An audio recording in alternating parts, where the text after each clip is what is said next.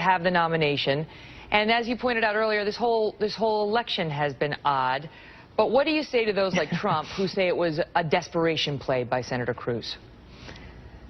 Well, of course Donald Trump would say that. Donald Trump has been trying to say that Ted Cruz should get out of the race for a very long time.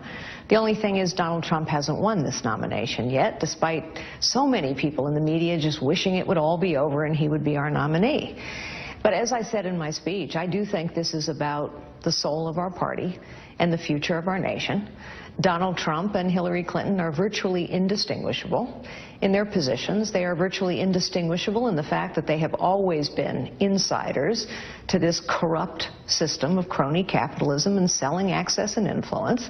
And he cannot be our nominee. And if he were to be our nominee, Hillary Clinton would be our president. And that is a future that I'm not prepared to lay by and allow to have happen.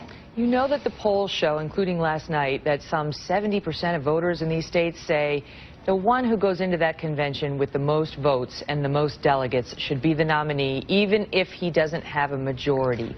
What are they missing? Well, first of all, I would say that a majority of Republican voters don't want Donald Trump to be their nominee.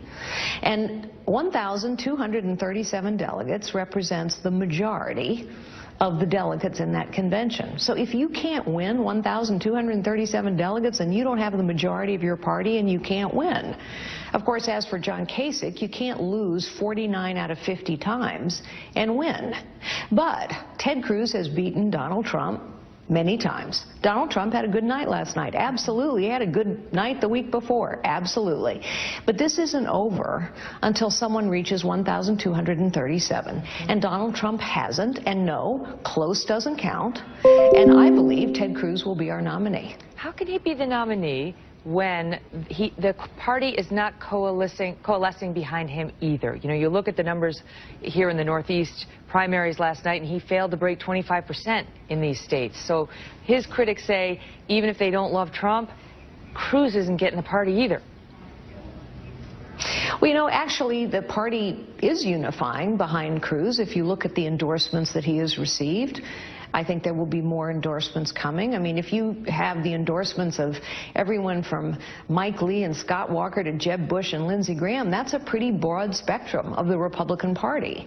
What is also true is the majority of Republican voters don't want Donald Trump as their nominee. And the thing is, Donald Trump tends to win in open primaries, but he tends to lose in closed primaries. And I thought it was Republicans' job to elect our nominee. I think the point of today's announcement is to make crystal clear what the choice is. On the one hand, you have Cruz and Fiorina, two proven conservatives, two proven fighters who actually know what this fight is about: our jobs, our prosperity, the possibilities and potential of our nation, our liberties and our security. And on the other hand, you have Donald Trump and Hillary Clinton, who are two sides of the same coin, who are the ultimate insiders, who have played this game all their lives. And I think what Hoosier values mean is that people understand that someone's character is revealed in the pattern of their life, not in what they tend to say behind a podium when they're looking for a job.